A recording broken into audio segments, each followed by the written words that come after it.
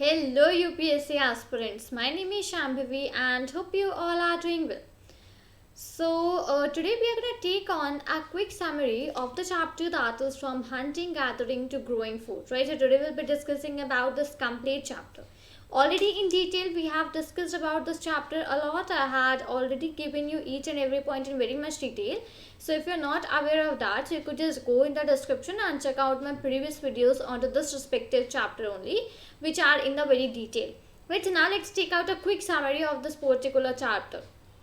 Okay, so the name for the chapter was the from hunting, gathering to growing food. It means that in the previous chapter, in the chapter number 1, we studied about कि मतलब पहले के जो लोग थे वो किस तरीके से खाने को मतलब अपना लिए खाना प्रिपेयर करते अपना शिकार करते थे, खाना इकट्ठा करते थे। सिर्फ जो पहले के लोग थे वो सब ये सब चीज़ें कैसे करते थे, right.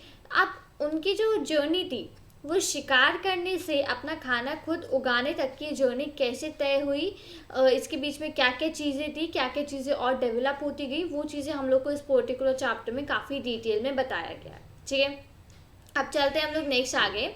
So the earliest people why वो दे ऑन द मूव। सो जो पहले के लोग थे वो एक जगह से दूसरी जगह ट्रैवल क्यों करते थे, वो एक जगह से दूसरी जगह परमानेंट पूरे टाइम मूव क्यों करते रहते थे। तो इसमें देखिए, इसमें 4 रीजंस हम लोगों ने पढ़े थे कि लोगों का एक जगह से दूसरे जो जगह तक का ट्रैवल करना था, उसके बारे में हम लोगों ने टोटल 4 रीजंस पढ़े थे। पहला था कि मतलब काफ़ी समय तक एक जगह पर रहने से वहाँ के जितने भी एनिमल्स थे वो उनका शिकार करके उन एनिमल्स को के मीट को खा लेते थे, और जितने भी पेड़ वगैरह थे, जितने फ्रूट्स वगैरह थे, जितनी रूट्स थी, वो भी सब फिनिश हो जाती थी। तो एक जगह पे काफ़ी टाइम पे रहने तक के लिए उनके पास फिर ज़्यादा आगे का फूड मतलब उनके लिए खाना अवेलेबल नहीं होता था, क्योंकि एक जगह जहाँ पे भी रह रहे उन्होंने आसपास का सारा एरिया में जितने भी एनिमल्स थे, जितने भी रूट्स फ्रूट्स जो भी वेजिटेबल्स जो भी कुछ थे, उन्होंने सब कुछ खा लिया होता है। तो पहली रीज़न ये हो सकती है कि उन्हें खाने को ढूंढने के लिए, अपना लाइवलीहुड चलाने के लिए, अपना खाना प्रिपेयर करने के लिए, खाना सर्च करने के लिए उन्हें एक जगह से दूसरी जगह को ट्रैवल करना पड़ता था। This can be the very first reason. Next दूसरा ये हो सकता है कि जैसे कि पुराने के लोग एनिमल्स का शिकार करते थे, राइट। वो एनिमल्स का शिकार करके एनिमल्स के मीट को खाते थे। अब एनिमल्स को भी तो कुछ ना कुछ खाने के लिए चाहिए होता है, राइट। तो एनिमल्स अपना खाना ढूंढने के लिए निकलते थे और इंसान उनके एनिमल्स को फॉलो करते करते एनिमल्स के पीछे पीछे चलते थे। तो एक ये रीज़न हो सकता है कि एनिमल्स को अपना खाना चाहिए। अब वो अपने जो छोटे एनिमल्स होते हैं वो उनको खाते हैं, राइट। वो अपना प्रे ढूंढते थे, मतलब शिकार अपना एनिमल्स जो थे वो अपना ढूंढते रहते थे। अब एनिमल्स अपना शिकार ढूंढने के लिए एक जगह से दूसरी जगह जा रहे हैं, तो अब इंसान इन एनिमल्स को पकड़ने के लिए एक जगह दूसरी जगह जाए, क्योंकि इंसान का खाना है एनिमल्स और एनिमल्स जो हैं वो अपना शिकार करके अपना खाना खाते हैं। तो इस तरीके से एक ये भी मूव हो सकता था। इस तरीके से सेकेंड रीज़न हो सकता है कि लोग एक जगह से दूसरी जगह ट्रैवल क्यों किया करते थे।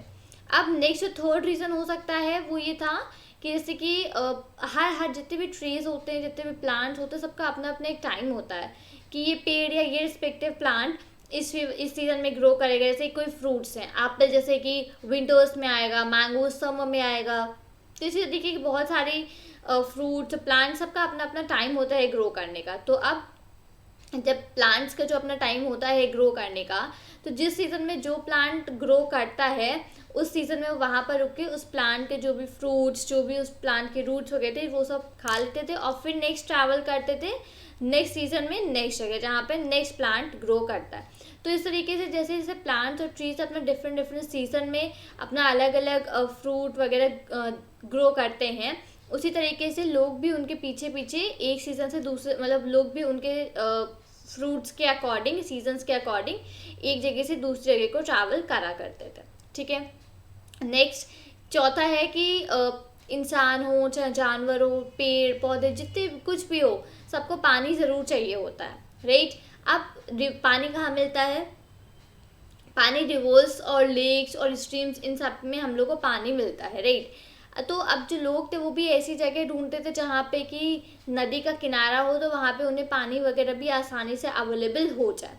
तो अब जैसे ड्राई सीजन्स में, समर में वो लोग क्या करते थे, वो लोग नदी के किनारे जाने का करते थे। अब ठंड में नदी के किनारे तो बहुत ज़्यादा ठंडा होता है, तो ठंड में वो थोड़ी गर्म जगह जाने की वो करते थे। तो इसी तरीके से वो अब ट्रैवल करते रहते थे एक प्लेस से दूसरी प्लेस में पाने के लिए। तो ये सब कुछ रीजंस हो सकते थे लोगों का एक जगह से दूसरी जगह तक ट्रैवल करने का। ये थे कुछ यहाँ पे रीजंस, मैंने आपको 4 रीजंस यहाँ पे पूरे मेंशन करें, ठीक है।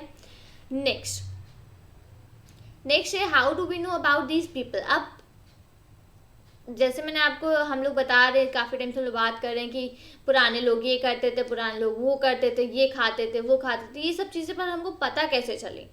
तो आर्कियोलॉजिस्ट जो होते हैं वो इन सब चीज़ों के बारे में ढूंढते हैं, ठीक है। हम लोग ऑलरेडी फर्स्ट चैप्टर में कवर अप कर चुके हैं। तो आर्कियोलॉजिस्ट ने क्या किया, उन्होंने हंटर्स और गैदरर्स जो कुछ टूल्स, जो कुछ सामान वगैरह यूज़ करते थे, आर्कियोलॉजिस्ट को वो सामान और वो टूल्स मिले।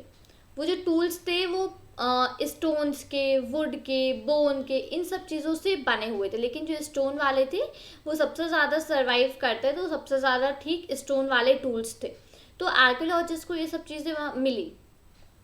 अब इसमें से कुछ स्टोन्स थे और कुछ मीट और बोन काटने के लिए आते थे, काम आते थे, जो कि scrape bark, okay, and hide animal skins, कुछ फ्रूट्स को चॉप करने के लिए, कुछ फ्रूट्स को चॉप करने के लिए। तो डिफरेंट टाइप्स के टूल्स थे, डिफरेंट टाइप्स के स्टोन्स थे, जो कि अलग अलग कामों के लिए काम आते थे, ठीक है। कुछ में होता था, कुछ में हैंडल अटैच होता था जो कि बोन से बना होता था वो हैंडल, ठीक है। और कुछ में जो हैंडल अटैच होता था वो वुड से बना हुआ था। तो बोन और वुड कोई भी हैंडल प्रेफर अप होता था, ठीक है। लोग तीर बनाते थे निशाने करने के लिए, तो वो भी वुड और बोन से ही बना होता था।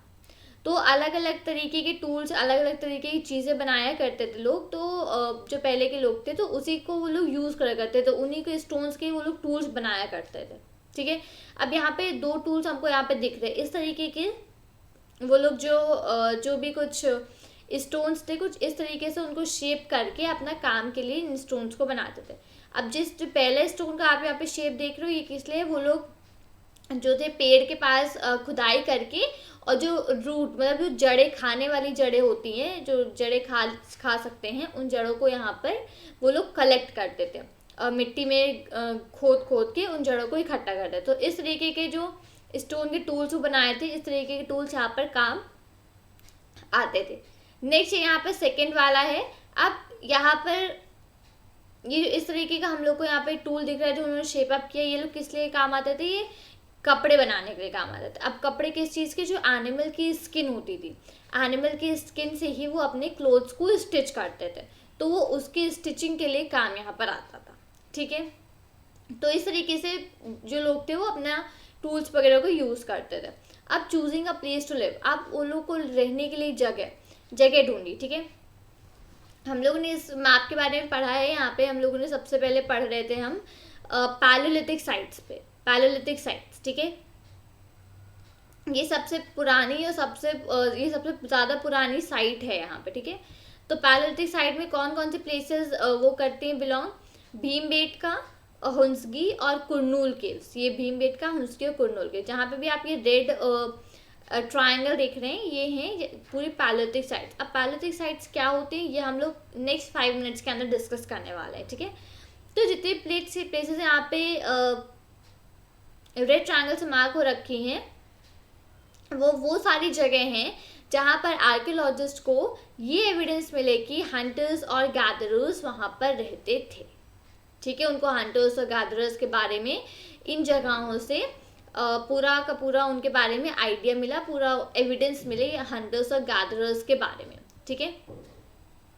कौन कौन सी जगह थी, भीमबेटका, हुंसगी और कुरनूल केव्स।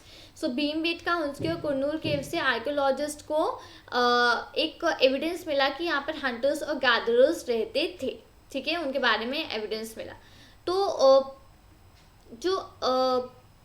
जैसे कि जो हंटर्स और गैदरर्स थे तो कई जगह पर रहते हैं, हम लोग 3 जगह ऑलरेडी देख रखी है ना यहाँ पे, हुंसगुल, कुरनूल केव्स और भीमबेटका, राइट। तो इनमें जो हंटर्स और गैदरर्स थे वो रहा करते थे, ओके। कई सारी प्लेसेस जो थी यहाँ पर वो मेन बैंक ऑफ मतलब नदी के किनारे ही होती थी, ठीक है। जैसे कि स्टोन के जो टूल्स थे काफ़ी इंपॉर्टेंट थे, तो लोग ऐसी जगह रहना प्रेफर करते थे, ऐसी जगह ढूंढते थे जहाँ पर उन्हें अच्छी क्वालिटी का स्टोन बहुत आसानी से अवेलेबल हो जाए। ठीक है, तो इस तरीके के वो लोग जगह ढूंढा करते थे। अब वहाँ पर रॉक पेंटिंग्स वगैरह थी, ठीक है, बहुत सारे केव्स थे, उन केव्स के अंदर ना कई सारी रॉक पेंटिंग्स मिली देखने को। तो अब ये जो रॉक पेंटिंग्स थी वो जो दीवारों पे, केव्स की दीवारों बनाई जाती थी। कुछ इसका जो बेस्ट एग्जांपल है वो मध्य प्रदेश और सदर्न उत्तर प्रदेश में है। तो ये जो पेंटिंग्स थी ये वाइल्ड एनिमल्स की होती थी, और जो कि बहुत ही ज़्यादा एक्यूरेसी, बहुत ही ज़्यादा स्किल के साथ ड्रॉ करी जाती थी। ठीक है, अब यहाँ पर एक पेंटिंग का आइडिया यहाँ पर हम लोग को दिख रहा है। तो अब ये जो पेंटिंग का आइडिया है यहाँ पर मतलब ये जो पेंटिंग है इसको देख के हम लोग क्या समझ सकते हैं? इसको हम लोग देख के समझ सकते हैं कि ये एनिमल आगे है और ये इंसान है। इंसान यहाँ पर जो है पर्सन, वो एनिमल का शिकार करने के लिए दौड़ रहा है। तो यही इस पेंटिंग से मेन हम लोग को डिपिक्ट होता है। ठीक है, अब भीम बेट का क्या है? भीम बेट का राइट नाउ मध्य प्रदेश में है। तो एक बहुत ही पुरानी जगह है जहाँ पे केव्स और रॉक शेल्टर्स होते थे। ठीक है, तो यहाँ पे जो लोग होते हैं वो नेचुरल केव्स को ही चूज करते हैं, क्योंकि ये शेल्टर प्रोवाइड करते हैं। रेन, हीट, विंड, इन सब से ये लोग ये जो केव्स और रॉक शेल्टर्स होते हैं, ये रेन, हीट, कोल्ड, इन सब चीज़ों से हम लोग को शेल्टर प्रोवाइड करते हैं। ठीक है, ये जो रॉक्स हैं यहाँ पे नर्मदा वैली के काफ़ी क्लोज है। रॉक शेल्टर जिनकी बात की थी, नर्मदा वैली के काफ़ी क्लोज है। तो इस तरीके के होते हैं ये, जैसे कि आप यहाँ पर देख रहे हैं केव्स और रॉक शेल्टर्स वगैरह। ठीक है, नेक्स्ट, अब साइट्स क्या होती हैं? साइट्स एक ऐसी जगह है जहाँ पे remains of the things were found, मतलब कि जो भी चीज़ें होती थी उनका बचा कुचा जो रिमेन्स मतलब कोई बचा कुचा सामान, तो वो वहाँ पर फाउंड होता था, उसको बोलते हैं हम लोग साइट्स। सो साइट्स कुछ ऐसी जगह होती हैं जहाँ पर remains of the things were found. अब किस तरीके की चीज़ों का रिमेन्स? तो टूल्स हो सकते हैं, पॉट्स हो सकते हैं, बिल्डिंग्स हो सकती है, एक्सेट्रा। आगे जब इस चैप्टर में हम लोग वापस उसको पढ़ने वाले हैं तो उसमें आगे और चीज़ें हम लोग को देखने को मिलेंगी कि क्या क्या चीज़ें और पहले की आर्कियोलॉजिस्ट ने फाइंड करी है, तो वो सब भी यहीं पर रिलेट हो जाएंगी। तो ये सब जो लोग, पुराने लोग थे, उन सब चीज़ों को बनाते थे और उनको वहीं पर छोड़कर चले जाते थे। तो उन्हीं की कुछ बची कुची चीज़ें वहाँ पर जो भी हैं वो मिलती हैं कभी कभी। सो ये सब जो चीज़ें हैं कभी अर्थ पे मिल जाती हैं, कभी आपको मतलब बरीड, मतलब कि आपको खुदाई करके देखना पड़ता है, और कभी कभी कुछ जो है कुछ चीज़ें वहाँ पर अंडर वाटर भी मिलती हैं। ठीक है, तो अब इसके बारे में हम लोग आगे और चैप्टर्स में डिटेल में पढ़ेंगे।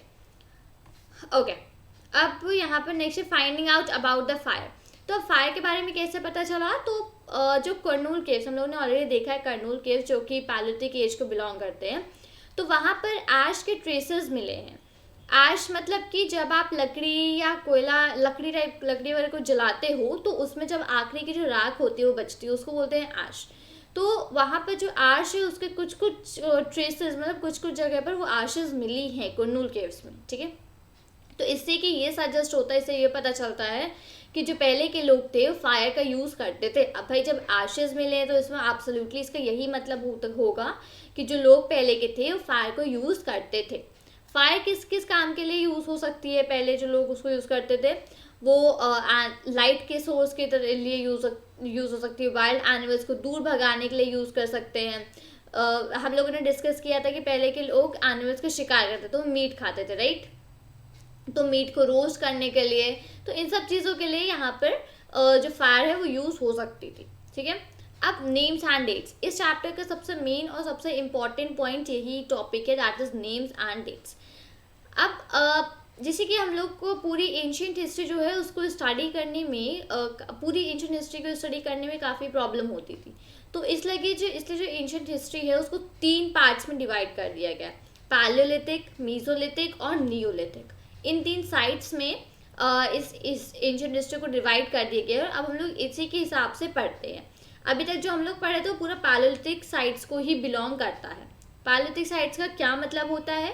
तो पैलियो और लिथोस। अब पैलियो और लिथोस ये जो 2 वर्ड्स हैं ये ग्रीक वर्ड्स हैं। अच्छा, यहाँ पे जो भी चैप्टर्स हैं उनमें ग्रीक और लैटिन दो वर्ड्स में काफ़ी कंफ्यूजन रहता है, तो मेक श्योर कि आप रिमेंबर करें कि ग्रीक वर्ड्स कौन से हैं और लैटिन वर्ड्स कौन से हैं। तो पैलियो और लिथोस ये दोनों ग्रीक वर्ड्स हैं, राइट। पैलियो का मतलब क्या होता है, ओल्ड, और लिथोस का मतलब क्या होता है, स्टोन। तो पैलियोलिथिक का मतलब होता है ओल्ड स्टोन एज, ठीक है। ये जो एज है, जो पैलियोलिथिक पीरियड है, ये सबसे पुराना पीरियड है और ये सबसे लंबा भी पीरियड है। ये अराउंड 2 मिलियन ईयर्स से लेके 12,000 ईयर्स तक का जो पीरियड होता है उसको हम लोग कहते हैं पैलियोलिथिक एज, पैलियोलिथिक पीरियड। सो एंशिएंट हिस्ट्री में सबसे बड़ा यही पीरियड होता है। मैं वापस रिपीट करती हूँ, दैट इज 2 मिलियन ईयर्स से 12,000 ईयर्स तक का। तो ये जो पैलियोलिथिक पीरियड है अभी इतना लंबा है, तो इस पीरियड को भी आगे 3 चीज़ों में डिवाइड करा गया है, लोअर, मिडिल और अपर Palaeolithic. Lower Palaeolithic, upper middle Palaeolithic और अपर पैलियोलिथिक, ये भी 3 पार्ट्स में डिवाइड हो रखा है, ठीक है।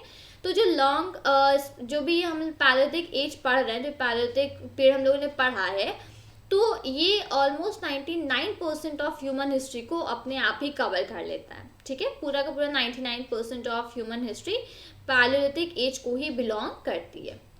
अब जब इन्वायरमेंटल चेंजेस होने लगे, जब इन्वायरमेंट में चेंजेस होने लगे, जो कि हुए अराउंड 12,000 ईयर्स पहले, तब वहाँ से जनरेशन हुई मीजोलिथिक एज का। तो जो मीजोलिथिक एज था वो अराउंड 12,000 ईयर्स से लेके 10,000 ईयर्स तक का जो पीरियड था वो था मीजोलिथिक। अब मीजो का मतलब मिडिल और लिथोस का मतलब स्टोन, तो ये एज हमारी होती है मिडिल स्टोन एज। तो इसमें जो थे, इसमें स्टोन्स के जो टूल्स वगैरह थे, छोटे टूल्स, यही सब चीज़ें इस पर्टिकुलर पीरियड में फाइंड होती थी। अब जो छोटे टूल्स में आपको बात कर रही हूँ उसको बोलते हैं हम लोग माइक्रोलिथ्स। माइक्रो मतलब छोटा और लिथ्स मतलब स्टोन, ठीक है। तो छोटे छोटे स्टोन्स के जो टूल्स वगैरह होते थे वो मीजोलिथिक पीरियड में ही हम लोग को मिले हैं।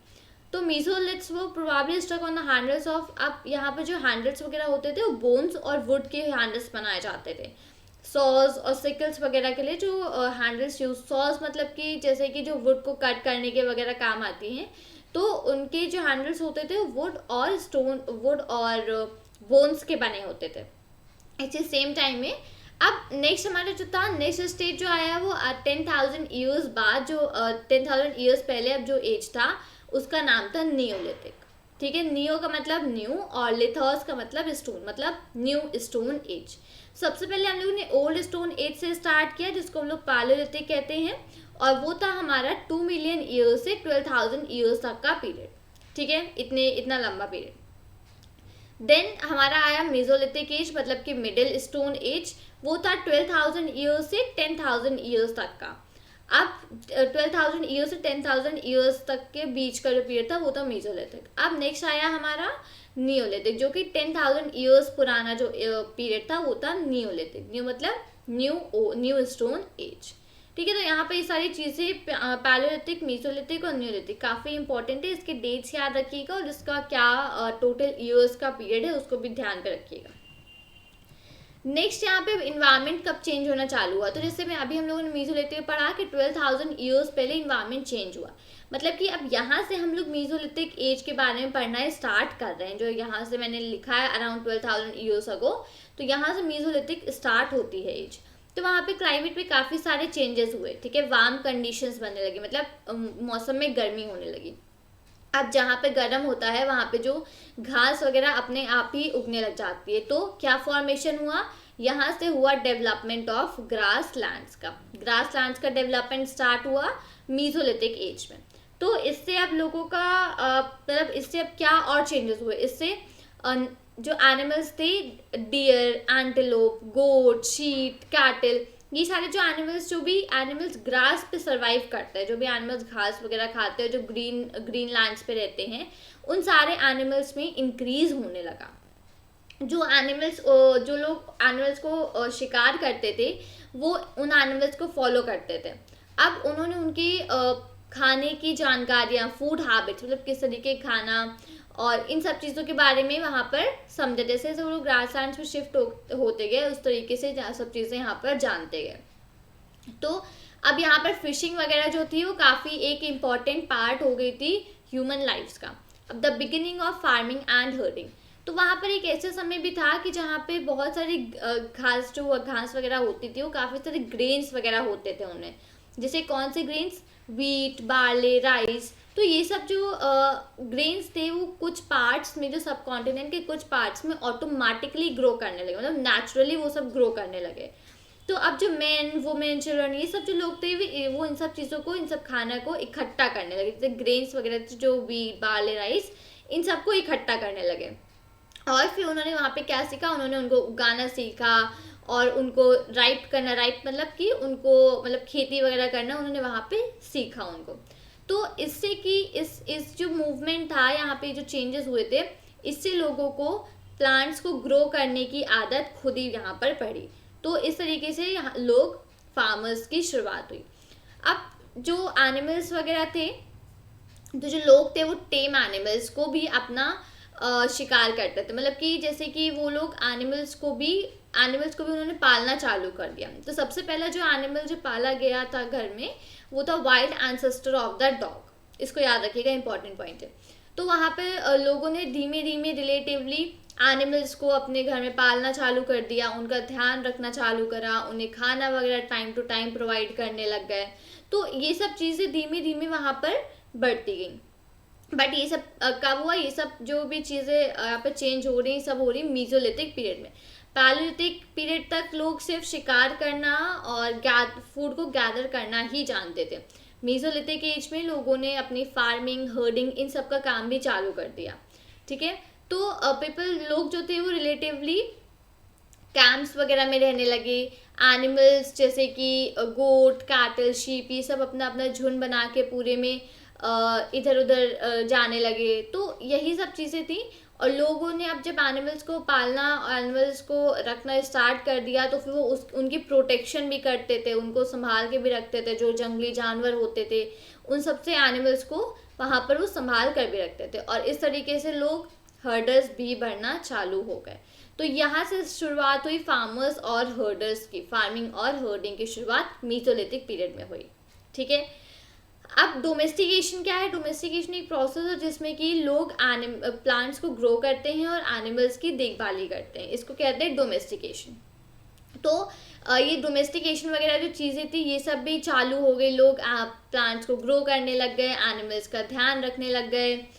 तो जो लोग थे वो लोग प्लांट्स, एनिमल्स, इन सबको अपने डोमेस्टिकेशन के लिए सेलेक्ट करने लग गए।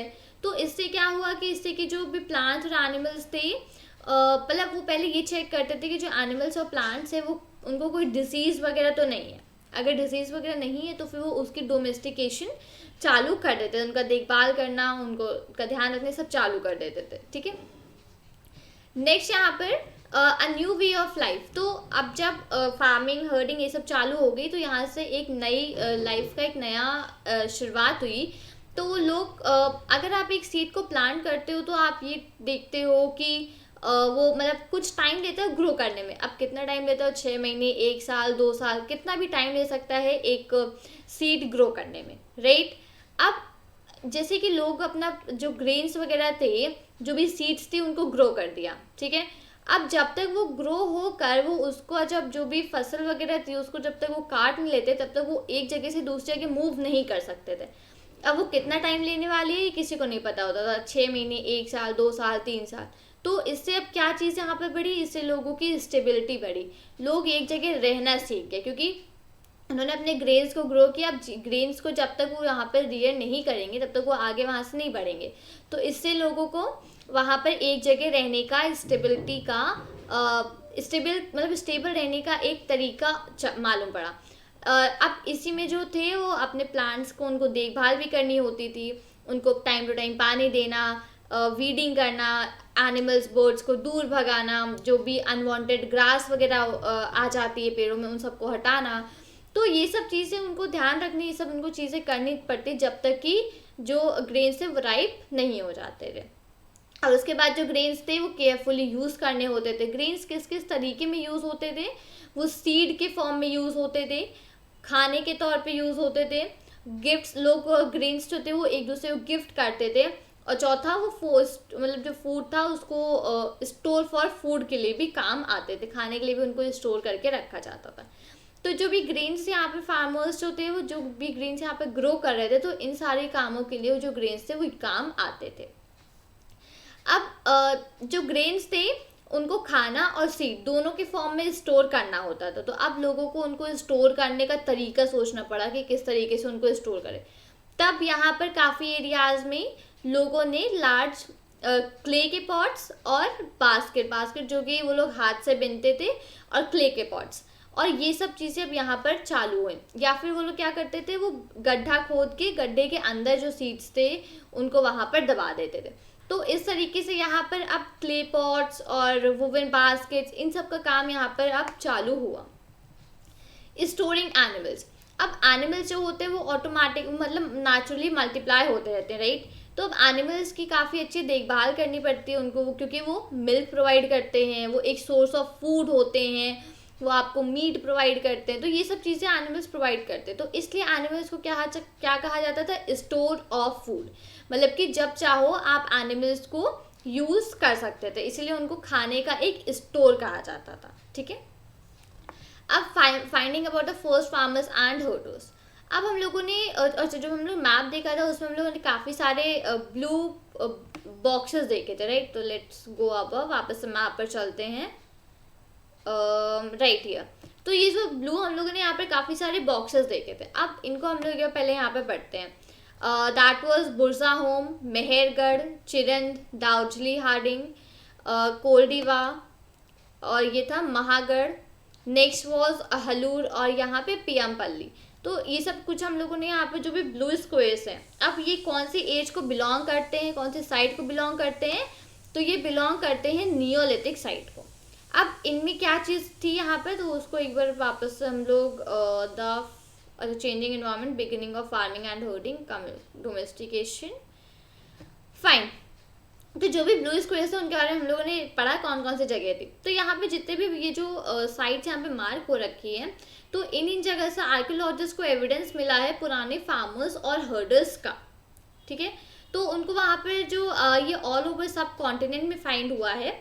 अब यहाँ पे क्या इंपॉर्टेंट चीज़ है, तो जो सबसे ज़्यादा इंपॉर्टेंट चीज़ें फाइंड हुई हैं आर्कियोलॉजिस्ट को, वो हुई है नॉर्थ वेस्ट से, जो कि राइट नाउ कश्मीर में है, ठीक है, प्रेजेंटली कश्मीर। और ईस्ट एंड साउथ इंडिया। तो ये जो साइट्स वगैरह थे यहाँ पर फार्मर्स और हर्डर्स रहते थे, जो साइंटिस्ट इसके जो एविडेंसेस हैं उन सबको स्टडी कर रहे हैं, प्लांट्स, एनिमल्स, इन सब चीज़ों के बारे में।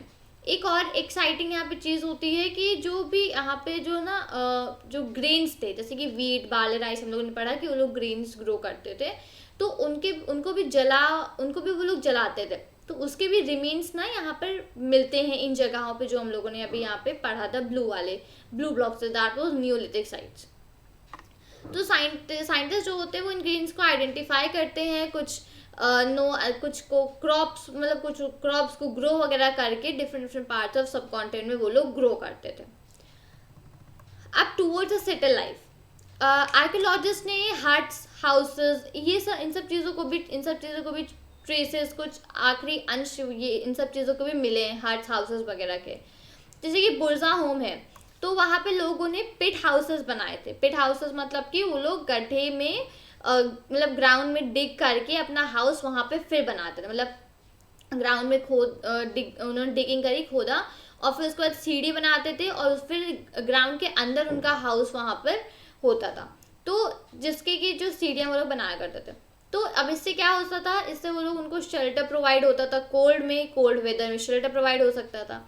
आर्कियोलॉजिस्ट को एक और चीज़ वहाँ पे मिली है, वहाँ पर कुकिंग करने के लिए भी पॉट्स वगैरह मिले हैं, और जो पॉट्स मिले हैं वो घर के अंदर और घर के बाहर दोनों जगह मिले हैं, जो हट्स थी उनके अंदर, हट्स के बाहर भी, जिससे कि ये पता चलता है कि जिस तरीके का वेदर होता था उस तरीके से लोग अपना खाना बनाते थे, या तो अंदर या बाहर। ठंडा वेदर है तो अंदर बना लिया, गर्म है तो बाहर बना लिया, इस तरीके से लोग अपना वहाँ पर खाना भी प्रिपेयर करते थे। अब स्टोन के जो टूल्स हैं वो भी मिले हैं कई सारी साइट से, पर ये जो अब टूल्स जो मिले हैं स्टोन्स के, वो पहले की साइट से काफ़ी ज़्यादा डिफरेंट है। जो लोगों ने पैलेलिथिक में टूल्स देखे थे उनसे काफ़ी डिफरेंट ये टूल्स है नियोलिथिक में जो मिले हैं। अब इनमें क्या डिफरेंस है, यहाँ के जो टूल्स जो मिले हैं ये काफ़ी पॉलिश्ड हैं, उनकी फाइन कटिंग एज है, तो ये सब चीज़ें वहाँ पर अब मिली हैं। मोर्टार्स एंड पेस्टल्स भी मिले। मोर्टार्स एंड पेस्टल्स जो कि जिसमें कि मतलब एक इसको वो ग्रेन्स को वहाँ पर ग्रेन्स को कूटने के काम आता था, मोर्टार्स एंड पेस्टल्स, तो वो चीज़ें भी मिली हैं।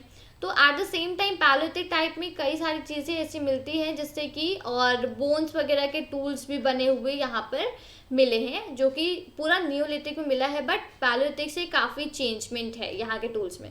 अभी जो नए स्टोन टूल जो नियोलिथिक में बने हैं, इसकी पिक्चर यहाँ पर मेंशन आप है, अब इसी को देख लीजिए, काफ़ी शार्पन और काफ़ी स्मूथ यहाँ पे जो टूल्स हैं वो दिख रहे हैं। बट जो हम लोगों ने पैलोलिथिक में जो हम लोगों ने 2 टूल्स देखे थे, पहला जो कि रूट्स के लिए काम आता था, दूसरा जो कि क्लोथ्स स्टिच करने के आता था, तो काफ़ी रफ टाइप के टूल्स थे। तो इस तरीके से टूल्स की क्वालिटी भी धीमे धीमे इंक्रीज होती गई।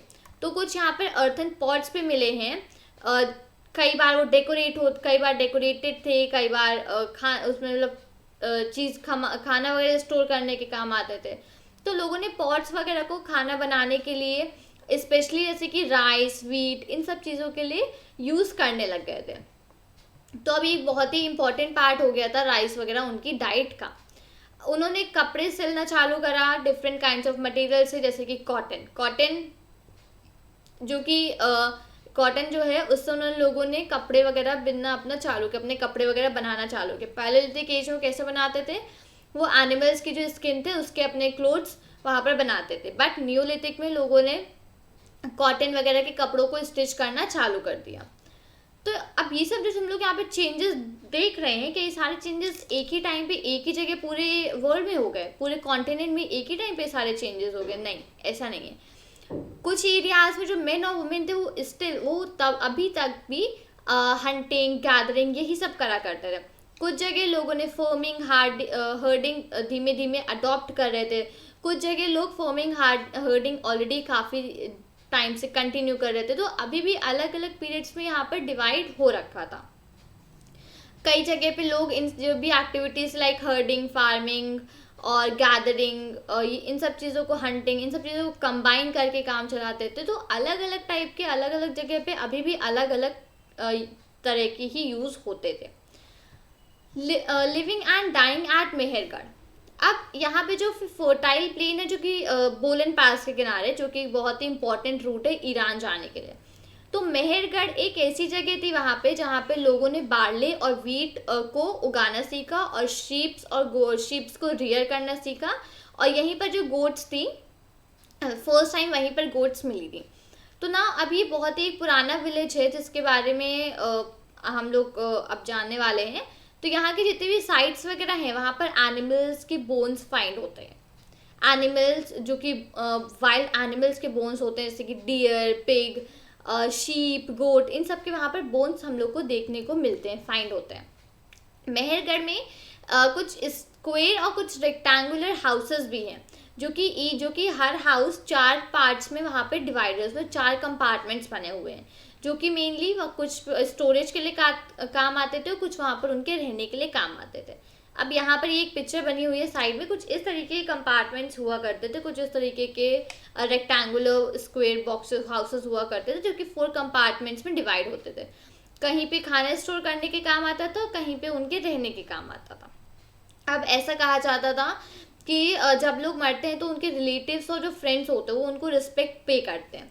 तो अब ये भी वहाँ पर एक चीज़ ये भी मानी जाती थी कि अगर कोई भी वहाँ पे पर्सन, किसी की डेथ हो गई, कोई पर्सन वहाँ पे मर गया है, तो उसकी जो भी फेवरेट चीज़ें होती हैं वो उसके ब्यूरियल में उसके साथ ही वहाँ पर ब्यूरियल में ही रख के उसको फिर दफनाया जाता था। ऐसा कहा जाता था कि जब नेक्स्ट जब भी उस पर्सन जन्म लेगा तो जो भी चीज़ें आप ब्यूरियल में वहाँ पर रख रहे हो, उनको दफना रहे हो, उस पर्सन को ऑटोमेटिकली वो चीज़ें उसकी नेक्स्ट एज में मिल जाएंगी।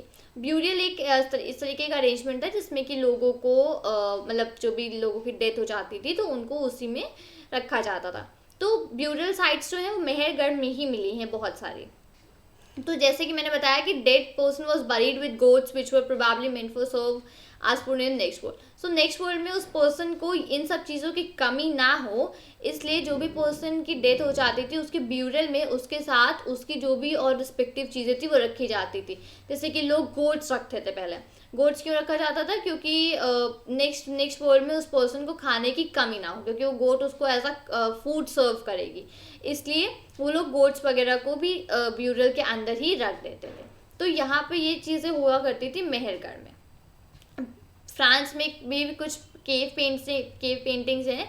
तो यहाँ पे जो नीचे ये वाली जो पेंटिंग है ये फ्रांस की एक केव पेंटिंग है, ठीक है। अब ये जो साइट है ये 4 स्कूल चिल्ड्रन डिस्कवर करी थी, ढूंढी थी। That is around more than 100 years ago, 100 साल से भी पहले उन्होंने इसको फाइंड आउट किया था।